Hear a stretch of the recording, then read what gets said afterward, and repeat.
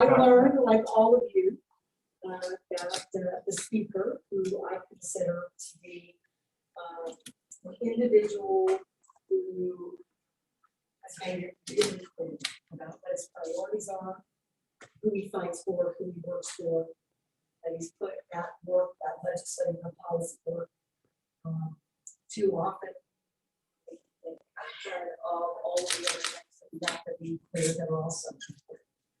And in these jobs, nobody ever says thank you. Not because we don't believe it, but because they just don't avail themselves of that kind of moment.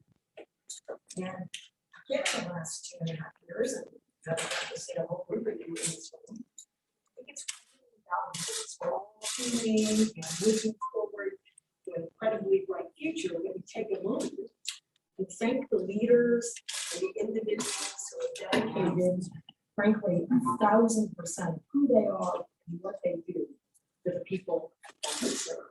So, Mr. Speaker, on behalf of the entire state of New Mexico, frankly, I can say with a great degree of talent,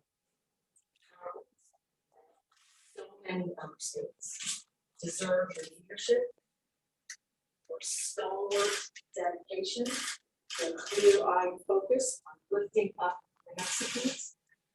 And while I appreciate so much this tough decision, I want everyone to know it's definitely a loss, and we are so sorry to lose you in this space. And I want to thank you so very much for doing the kind of work that makes my job so incredibly easy. It's just a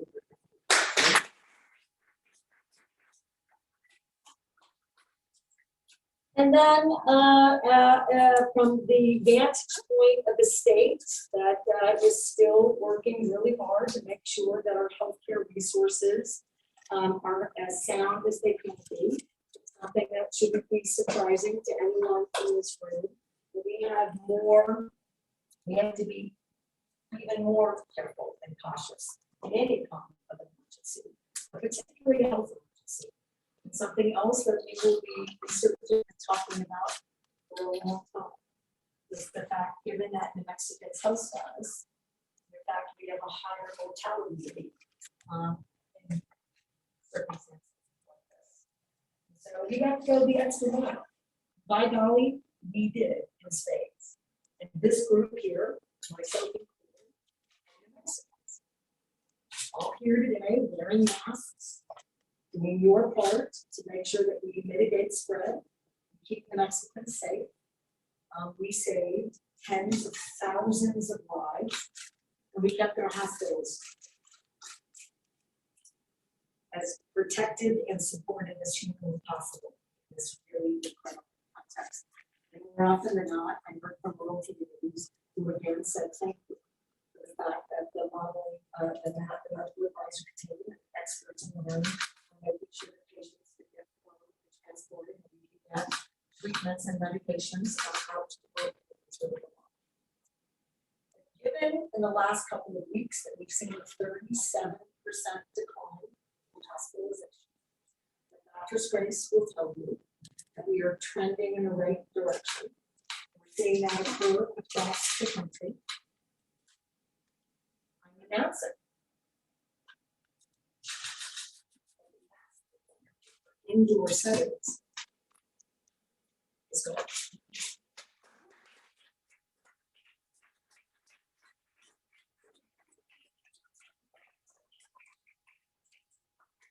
So everyone in this room, if you're comfortable, you could take your mask off. If you're not vaccinated, I don't know that that's the best idea, but it is no longer an indoor setting requirement. Now, before you ask me all these questions about the details, Dr. Scrapes can do much of that, as it should. But we will go through every policy and every aspect of what we've been doing to manage through COVID. And you should expect the same level of professionalism, detail, science-based, evidence-based work to get that done. And so I know that you'll have questions. So before going on too much longer, here are the things that I really want the Mexicans to focus on about this session before she'll hear from the leadership. This session, in addition to creating and harnessing incredible opportunities for the future, was about money in pockets, kids in school, safer streets and communities. You do the crime, expect to do the time, and creating an environment where we're all prospering together. When I talk about money in pockets, you hear from the leadership of both chambers today about the hundreds of millions of dollars during your Senate pro tem and tax relief to New Mexico businesses and New Mexicans. And that's, and I hope we'll talk about this, on top of the back-to-back tax reductions for working New Mexicans. And that is a reflection of the incredible work we do this time. That also means that in over $800 million, and I think that we can refer to generally as infrastructure spending, that's jobs, money in pockets, and growing every community, no matter how rural or remote. Kids in school, the kind of investments that we are making, Madam Pro Tem, in education, with having the highest paid educators in our region, by making it very clear that we want more money in classrooms, we want more educators, we want to give them the opportunity to return to work, we want to provide respect and dignity, we want a path to professional development. Incredible. Kids in school. Maybe it ought to be just persons in school, so, because New Mexico now is the first state in the nation to have an all of the above approach to making sure that everyone can get a higher education, whether that's a certificate or license, really focusing on apprenticeships and trades, 2-year, 4-year, by making it clear part-time. And I've met incredible New Mexicans who are raising their families, single moms and single dads, who for the first time have a real opportunity to change their careers, their lives, their stability, and have the kind of financial security that lifts and builds their entire families. That's happening in places like Jowell, Melrose, places like Penasco and Dixon, places like Columbus and Denver, where New Mexicans are thinking ahead and realizing that there's a real opportunity for them to stay for the first time ever. And for retirees who are worried about inflation and about living on a fixed income, real tax relief to military retirees and Social Security beneficiaries, and for small businesses. Well, I think you could have done a little more, quite frankly. We don't talk about that in this press conference. When you don't have any gross receipts tax changes in more than 40 years, everything we do has significance, every single thing. And it is a statement and a testament that growing small business in New Mexico and having a thriving economy and making sure consumers' dollars go further is a clear priority for the state of New Mexico. And safer streets and communities, almost $70 million. Again, $50 million for the law enforcement fund. Give credit where credit is due. Not $100 million. I mean, you're long enough to get me the other $50 million for God's sakes. So let's see what we can do in the interim. It's clear, it's not really the number, as I tease my friends and colleagues. It's about creating a future where we're clear that public safety is a priority. We will get ahead of it. We will deal with the present set of circumstances, and we're not going to cannibalize police officers from one jurisdiction to another. We're going to make sure that there's real opportunity for sheriffs, local police department, municipal police departments, state police, to work collectively together to get 1,000 officers hired, retained, and supported in every jurisdiction in the state of New Mexico. And a 16% raise for state police officers is an incredible investment in the only statewide police presence for the state, giving us the opportunity to move them where we need them most as we're building our public safety efforts. And then, even though it was really tough, worth every piece of that debate, making sure that we have violent criminals have a different set of circumstances. If they deserve to do the time, there should be no statute of limitations, and we should be really clear. We have zero tolerance for folks who are committing felonies and who are engaging in criminal activity using firearms and weapons. Safer streets and communities. And certainly last but not least, balanced approach to dealing with healthcare, tax reform, education, the environment, and public safety. It's another incredible, remarkable session. Most legislatures around the country have no idea how to get this amount of stuff done in 30 days. But they do. Frankly, I don't know how to get it all done in 60 days, but they do. But there's not a single corner of a broad issue that the Mexicans don't expect attention to that didn't get attention yet again in this session. So I'm delighted not to be wearing my mask. I'm happy to thank the Mexicans again for their patience, their incredible work and dedication. I want to thank all of our healthcare workers who've had a long 2.5 years for saving their lives, for showing up at work.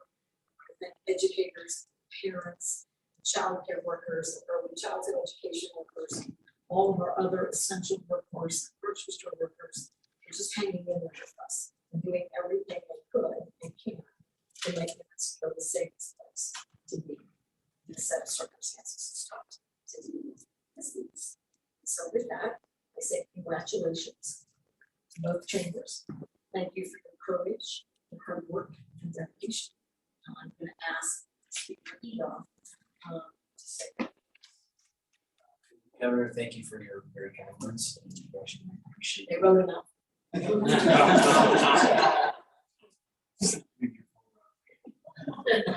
I should have you for leadership. We would not have come out on this end of the pandemic without leadership, without your dedication to difficult hard decisions. So thank you. He said, I can say that on behalf of all places. Thank you for being here. And thank you for leading on criminal justice and public safety issues. Your leadership in this session was right there, right on time, and all the points to make sure we got things forward, balanced and inevitably developed the legislative process. And I think when we get sent out to you, a lot of excellent help from our President Senate, and responsibilities. Lee Worth and Pro Tem Stewart is easily, as Senator Smotley said, as I said today, it was quite reaching, deep drilling, and impactful state legislation. All aspects of this.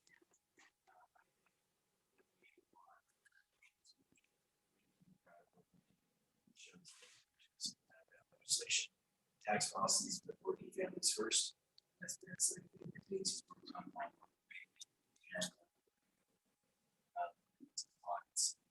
Mexicans, as soon as that law takes effect, that's a big deal. So we're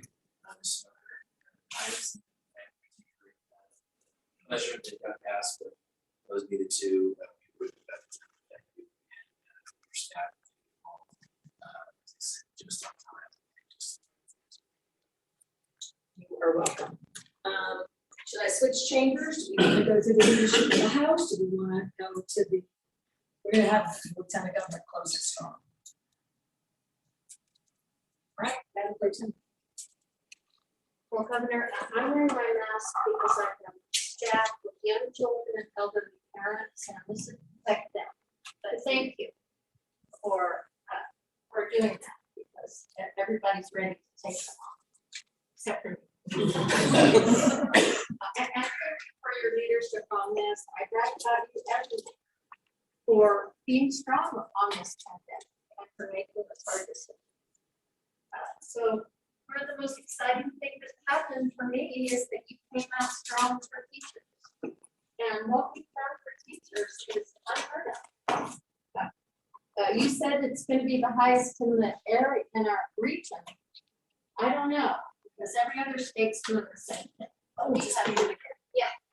We have never raised teacher salaries this much, so not only that, but we've raised all educators and we've raised all state workers. We've really put money where it needed to be.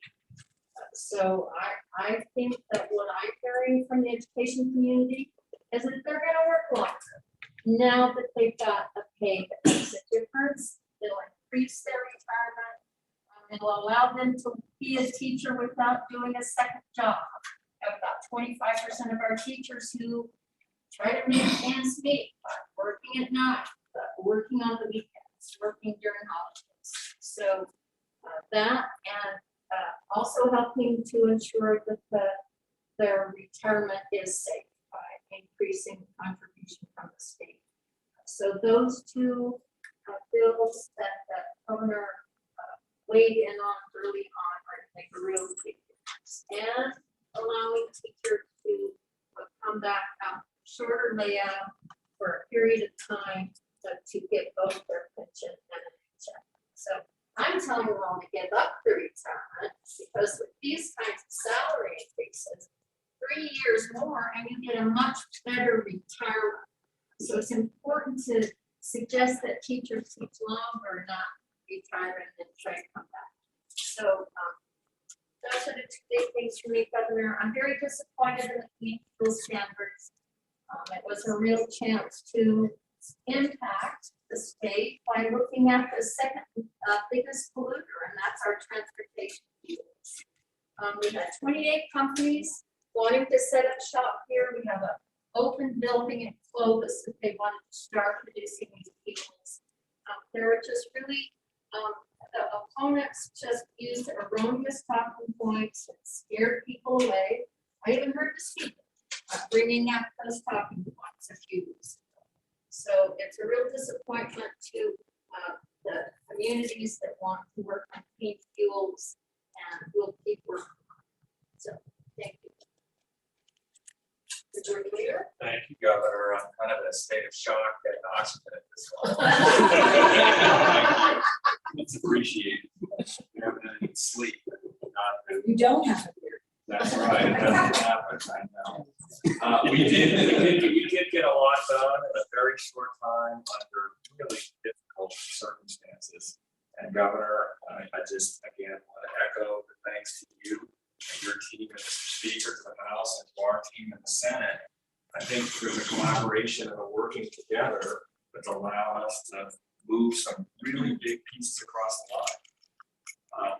Obviously, a 30-day session is about the budget. The budget is a value statement, and this is a pretty amazing statement about where we are as a state and really what we're interested in investing in. As that comes out, a level of detail, what it takes to lift that across, all the work that went into that. There's intense discussions behind the scenes to prioritize issues that the legislature and the executive wants. And I feel really good about what we did on the budget piece. Leader Martinez and I have been involved in the tax discussion, and Governor, you are spot on. This is a big deal, and it's a step that's going to continue. I think tax reform is something we hear from the business community needs to happen, but to be able to do the first reduction in the gross receipts tax in 40 years, super important. We heard loud and clear from our constituents on Social Security. That message, I think, will be very well received. And finally, I give the House and Leader Martinez huge credit on the new child tax credit that's built into this package. So I think as we unravel that, there's going to be lots of things Mexicans will need and benefit from at a critical time. So, you know, there's highs, there's lows. I'm extremely disappointed with what happened to voter rights legislation. We tried an awful lot. It was a big, big lift. The fight for access to voting in our democracy is something that is absolutely critical, and I think that fight's going to continue. We're not done by any means. But Governor, I just again appreciate your leadership on what you've done for our state, and I'm ready to get some sleep. Senator Whip. Thank you very much, Governor. I think we had a very successful session. albeit a little tighter. But I'd like to highlight that we were able to pass two important pieces of legislation that were a result of the task force for MMIWR. This is our Indigenous Women's and Relatives Task Force. We're able to get Senate bills 12 and 13 across both chambers. Thank you to the House for the movement. We're able to get the bills across and up to your office and your signature. This is the first start. We recognize work that really do what we need to when we talk about missing persons in our state, and especially with regards to our Indigenous communities. So really, yes. And thank you for your courage on trial extension. Really important. As we're all talking about, sort of our passion. Exactly.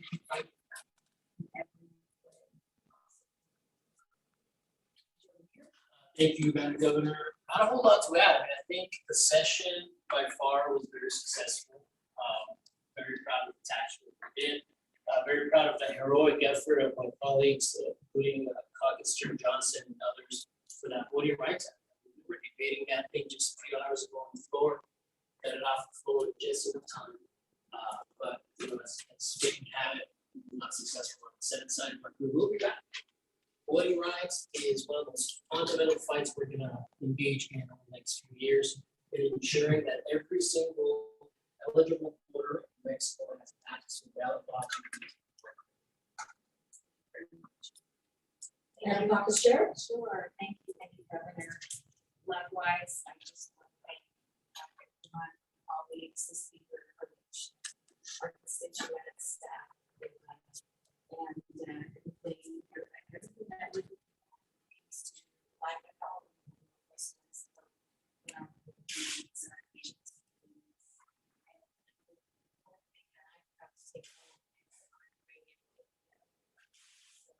Water is very precious to us. Resources.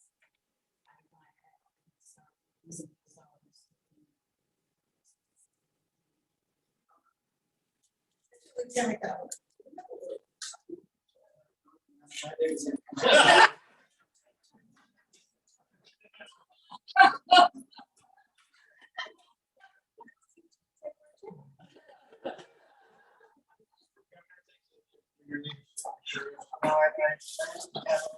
It runs late. The Governor's vehicle is here. She was here late in the evening, showing leadership. The work that's been done with our leadership in the House and the Senate is instrumental. I want to remind everybody that this is not only a 30-day session. We were just coming off of a 16-day session with special session. So it was really a lot of hours were put in. So legislators are tired, and they did the work. I'm grateful because the 2022 legislative session was a success. And it was a success because it's investing in the people of New Mexico. We heard loud and clear what was important to the people of the state. Our seniors and our veterans spoke to get some assistance with their taxes. We had heard from people all across the state, families impacted of many practices of 75%, that is now down to 36%. With the courageous leadership of the Speaker, the House, the Senate, which we had very little debate, and the Governor's office engaging the time that is necessary to get that through. And we also invested when we talk about infrastructure. Over $800 million going into public projects that are much needed for broadband, for roads, for bridges, water systems. It was a success because we invested in the people of New Mexico. There's still a lot more work to be done, and we will do that. But I want to say thank you to the legislative leaders. Thank you to those the bodies that work so hard to make sure that we put differences aside. We come together to pass the kind package that was done unanimously, to pass a tax package in the Senate that was done unanimously, and to pass a budget, an $8 billion budget that was passed in there unanimously. That couldn't be done and wouldn't be done if it wasn't without cooperation and leadership that's involved. So it was a success. We have a lot more work to be done. We want to catch our breath, but then come in strong to make sure that we realize that those investments that we're making is going to be a generational change for the people saving this. Thank you, Lieutenant Governor. All right, how about questions? Speaking of special sessions, I contemplated a special session on the voters. There are a number of incredible issues that are worthy of legislative attention. Crime, environment, voting rights.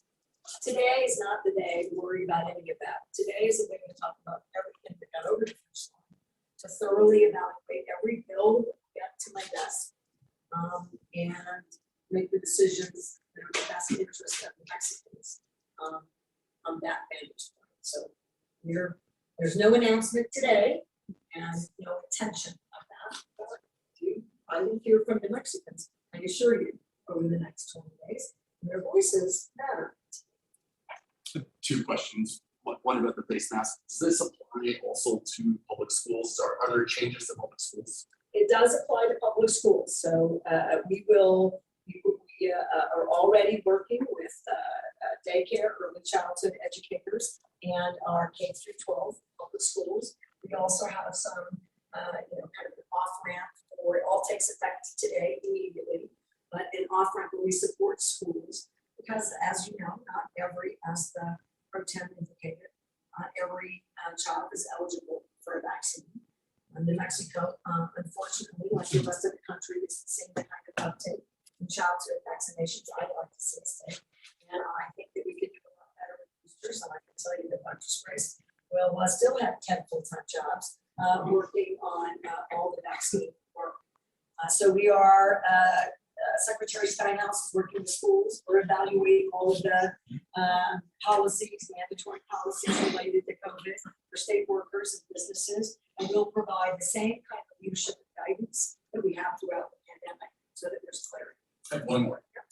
Regarding public safety, it really came across, it was really apparent that you and a lot of others in your party just are not on the same page when it comes to pretrial detention. How do you spread that out? How do you, if you try to go at this again, what would you do different so that these fixes that you've identified for pretrial detention actually do cross the line?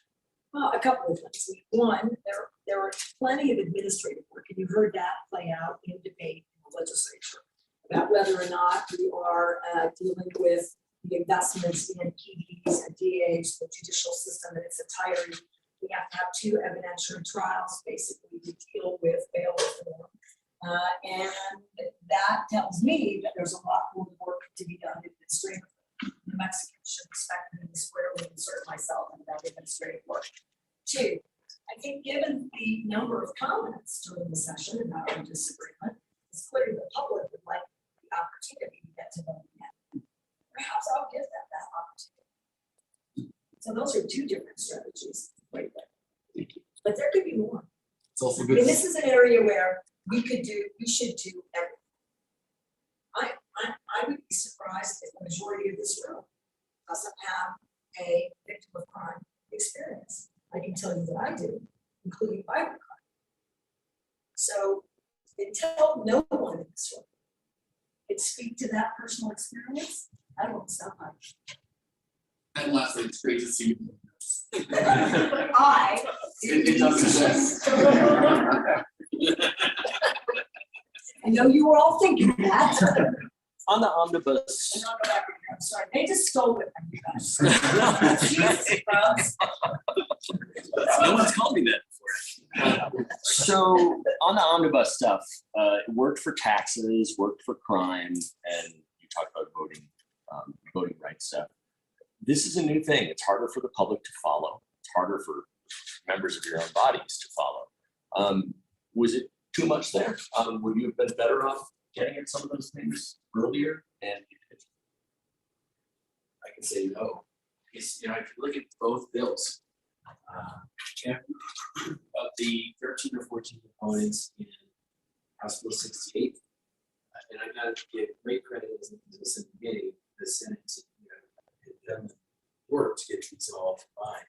Look at the 13 or 14 components, 11 or 12 of them were House bills that had been introduced, vetted through committee, passed, went to Senate Judiciary, reheard, revetted, and combined. And so it's easy when you look at the analysis of the bill to see which components they stand for the public's ability to follow the issues. But I think the people of our state are far less interested in tracking the bill number. I guarantee you they don't care if it's a House bill or a Senate bill. What they want to see is legislation that is going to keep the streets safer as the percent. And so when we pass these bills, they want to know, have we eliminated the statute of limitation on second degree murder? Yes. Have we increased penalties for felons in possession of firearms? Yes. Have we given law enforcement the tools they need to crack down shops? Yes. Mental theft? Yes. Firearm sentencing enhancements? Yes. Have we put money, $50 million for police officers? Yes. 24/7 court monitoring? Yes. Court investments in behavioral health? Yes. Yes. Down the list. There's more work to be done on some of the future detention issues. I would say that 24/7 monitoring, GPS data access is a part, it's not a full solution. But I can't think of any legislative area where we have come at the end of the session and said, perfect bill, never touch it again, the issues completely solved and we'll bust things. So the governor has led us to, as I like to say, bank a lot of very good progress, see how it works, and come back. Can I also say that I think you heard the governor talk about these bills being unanimous, both of them, in the state senate as they came across. And I think what happens, and I'll talk about the tax framework, I can guarantee you that Leader Martinez and I agree that there's some good things in here we like, and there's some things in here that we really doesn't make us, jump up. Don't ask him what that is. Yeah, so, but I think what happens though, this is the process. I mean, those bills get heard individually and then they get put together. And I think the members realize that it's a package and you look at the overall piece of it. And again, the fact that those were lifted with bipartisan support unanimously in our chamber last night says an awful lot about kind of how our process works internally and the buy-in from both sides. Republicans and Democrats, which is important. Except for Senator Sherrod, though. Senator Sherrod voted for both these bills, the crime bill and the tax bill. But voting rights, it's sort of a live by the sword, die by the sword. Well, there's no question about it. There's things that we're celebrating and there's things that make us very frustrated. And again, But they make us relentless advocates. And so for every filibuster, folks have the energy to do.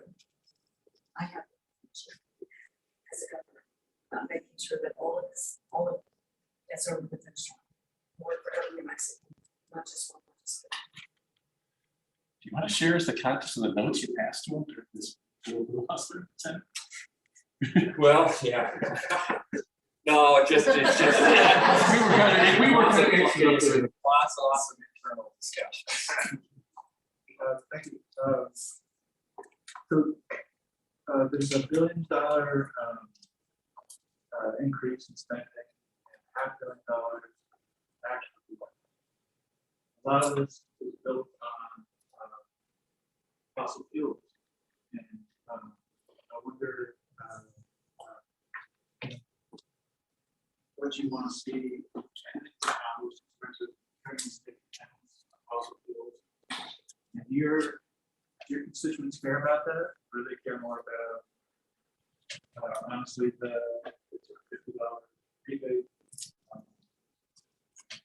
other investments? I think the Mexicans squarely are on the side of diversify our economy. I'm gonna keep talking about free college and what New Mexicans do engage in building our economy. That is a golden ticket to that kind of long-term success. I also proposed hydrogen, which is, in my view, not only the most effective vehicle in any vehicle on the economy to decarbonize transportation. There's another segue into a giant economic driver. Every single one of our economic sectors that we focus on is booming. Well, that's also true of oil and gas. Make no mistake, it's true in film, it's true in aerospace, it's true in value-added ag, it's true in small business growth, it's true in big business growth, it's true in every sector, including hospitality, which, struggled longer, is now. I mean, record receipts not seen since 2019. So I would say that if the measure is, we said we would diversify the economy, that is proving out all of the time. And the goal should be for all of us that no economic sector should be the sole area where we're completely dependent. And I think most Mexicans feel that same way. So again, we're gonna keep fighting to make sure that we get to all talk about. There's another sector or two that are more than oil and gas, but for now, we took all of those revenues and we squarely put them back to directly the pockets in we make long-term investments in businesses and families, and making sure that folks living on a fixed income can also share in a long-term financial security aspect. And we're investing in education, which again, goes your account. So I think we're making all the right decisions. And just, one clarification. Students should prefer Excel. So school boards and schools, yeah, will make those decisions, and we will provide, and like Dr. Tracy was talking about, we'll continue to provide sound guidance.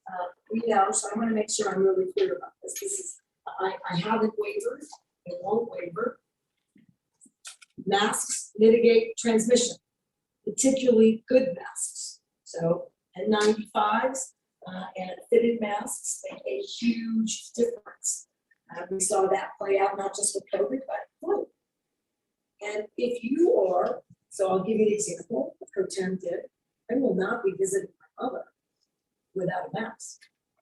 Not today, not tomorrow, and I think likely I may never visit her without a mask.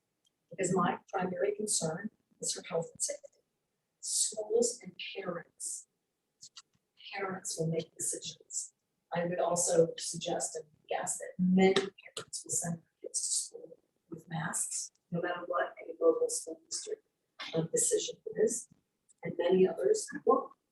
And those are personal decisions that families will make. And the difference between today and the state setting that priorities when we didn't have the right tools to protect, including vaccines, enough the vaccines from hospitalization potential. I know that he has to speak out, but we'll let him speak out and then we'll take a couple more questions. Yeah, I was just gonna mention on that, so that,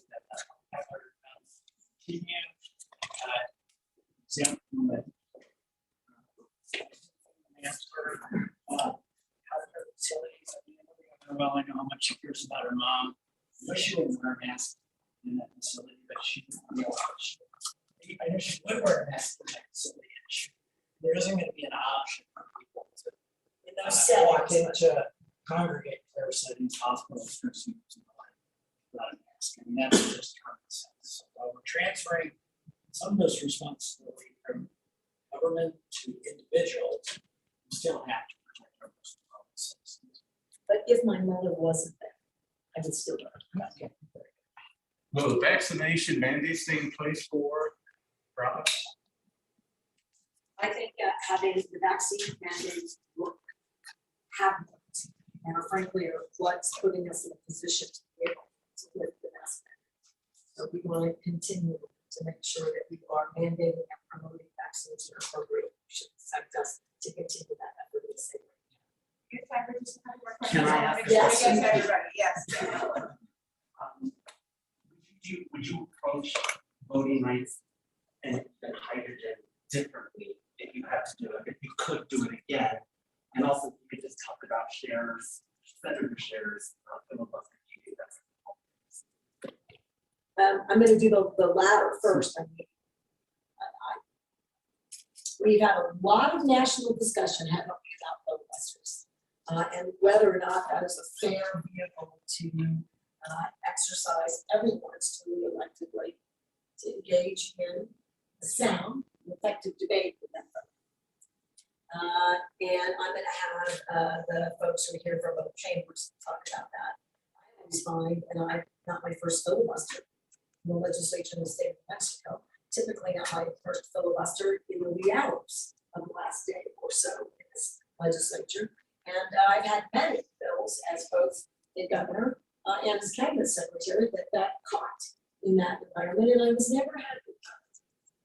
It's a real disappointment, and for people who are still advocating and really working to get their bills across the finish line, I find it to be still very disrespectful to those individuals, because that time is precious. It is allowable under the rules.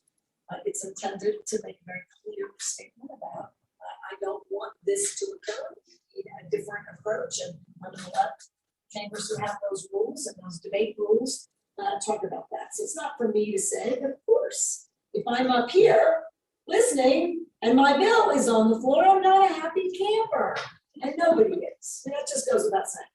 2020 hindsight, yes, please give that to me. I need two things. I need absolute 2020 hindsight, and I'd like a crystal ball. Right? Because then you wouldn't have fun. It would be no fun for you because you have no questions. Because I would just tell you what's happening or what happened. I did, as it would every session, I think the legislators would say this, I think that both parties would say this. I'm clear about what I want. I tell you why I want it, what New Mexicans I'm working with. I'm not very good at taking no for an answer. Ever. I work hard. Well, you know, I mean, it was folks say that I work really hard, and I think I've got, I hope, still a reputation. You know, I'm having a calm, sometimes humorous. And inserting that can create an opportunity for a renewed discussion about a topic that's hard. Right? That style has worked for me my entire career and was particularly useful, frankly, in Congress. But that doesn't mean that I'm not clear and that I don't bring passion to the issues that I think the Mexicans would like to do. So I'm sure there's something that the legislators would say could have done better or differently on any issue, once that has. But it doesn't persuade me or deter me. Hydrogen is coming everywhere in the country. Federal government believes that New Mexico is a key productive place for Manhattan to engage in hydrogen. And the hydrogen hub, and there's some wins in hydrogen anyway in the legislature. And in the budget, they see New Mexico as having innovation, expertise, talent, resources, and infrastructure. All things that this group right here built. So it's coming. My job is to make sure we have the right safeguards and effort. I want the legislature to do that, which is exactly what I should ask them. They are elected policymakers. It doesn't go to the finish line. I guess they expect me to set those safeguards, policy initiatives in place anyway. I expect that to be that way, and they do. So, I mean, hard to say, but I'll keep fighting for those things, and I think they expect to see them again. Right? Time for one more question. I want to make sure we get to Thanks. Hopefully no more major announcements. I think we have enough. One day, you mentioned the case You know, we're count. talking about my wedding. Maybe tomorrow. You mentioned. Because they've been talking about it, Chris asked for like 2 years. I'm waiting for the invite. You're gonna walk me down the aisle. I can't wait. Watch what you wish for. On the face mask mandate, but you mentioned case numbers have gone down, but they're still much higher than they were, early in the pandemic. I mean, is this a case of politics is changing and other states are moving away from the mask mandate? I mean, did you feel pressure to follow steps in California and United States? Well, since I didn't follow the footsteps, like right after, like a whole bunch of states said, well, on any of those phone calls, when I challenged the federal government, and the CDC, show me the science, show me the data, show it to my modeling team, show it to my math. And I didn't succumb to that pressure in the Trump administration, and I won't succumb to any pressure in the Biden administration. Today is at a 37% decline, and it's the new measure, and it is hospitalizations. Then the case counts don't work in the same way to tell us where we are. And I promised the Mexicans in New Mexico I would use the science to make the right decision. And I trust, frankly, New Mexico's modeling team, labs, the medical advisory team. And I completely trust Dr. Scrapes, when his projections indicate based on the numbers, where we're headed with confidence in the next couple of weeks. And I believe I can make this decision based on that evidence and sound judgment. I'm not paying attention to what's going on around the country. If I was going to succumb to political influence, I guess I would, worry about the governor of Colorado who doesn't understand how to keep good children. Or how to spell it, or how to feel it. And he said, I think he said that's not work. There's no science that says that, so it's not a political decision. It's the right time for us. We are conquering COVID. Governor, could I ask you just to make one, so Twitter's kind of blowing up with everything you would expect right at the end of an interim mask mandate. Can you give us some guidance on what you're expecting from, say, a grocery store owner who prefers their customers to wear masks, people who are walking in? How should they be interacting with each other, treating each other? I'm not sure I understand exactly the end of that question. I have been really disappointed in the behavior of so many Americans and the disinformation campaign against COVID. So part of the question is, if one store is going to require masks and one isn't, and people are going to be, they've been behaving in ways I wish they wouldn't have with the mask. Remember early on, we had an altercation about masks at a convenience store in Las Cruces. I think you might remember when folks were saying masks were political statements. I said, no, if you want to make a political statement, write something like this. I think I said, stop attacking my cabinet. Stop attacking other policy leaders if you feel the need is not read so much and threaten. Say whatever you need to say to me. We spent well more than a year with the Economic Recovery Council, whose job was to affect the economy and economic recovery should be needed that, but really with our early investments, we did great. Is to create COVID safe set of guidelines and practices that businesses can rely on. And I think the next thing we should expect that there will be a lot of businesses that will have that COVID safe seal and will require more strongly suggest that there is mask wearing along with those businesses. And because masks do work to mitigate transmission for every New Mexican, every business that makes that decision. And I'm sure there's a healthcare company. I'm sure there's a unsuspected Mexican who thanks you if they didn't get COVID. And we'll provide guidance and support to continue to do that. And then consumers can choose whether they want to go to a COVID safe business, where they want to go. It's all, I mean, an enhanced COVID, that's what they say. It enhanced COVID safe business versus we're now at a place where I think we're safe enough. Thanks, Governor. Thanks, everybody. We're gonna let these legislators get some sleep. Thanks so much.